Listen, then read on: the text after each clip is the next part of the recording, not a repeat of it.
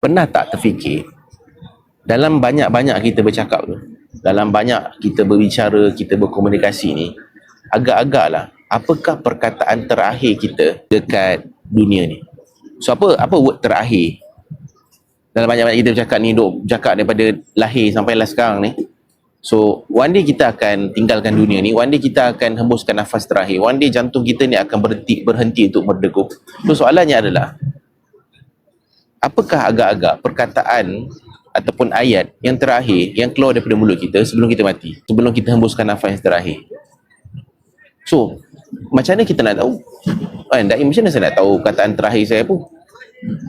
Nabi SAW sebut dalam satu hadis, seseorang itu dia akan mati dalam keadaan kebiasaan dia. Seseorang itu akan mati dalam kebiasaan dia. So maknanya kalau kebiasaan kita adalah kita maki orang, kita akan mati dalam keadaan kita akan maki-maki orang.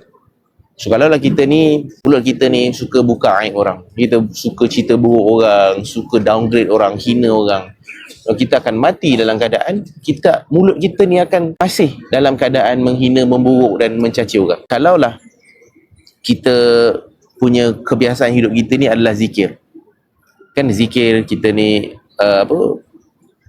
kita sebut subhanallah, alhamdulillah, Allahu akbar, pun kita sebut nama Allah, kan, kita selawat pada baginda Rasulullah sallallahu alaihi wasallam. Jadi kita akan mati dalam keadaan kebiasaan itu.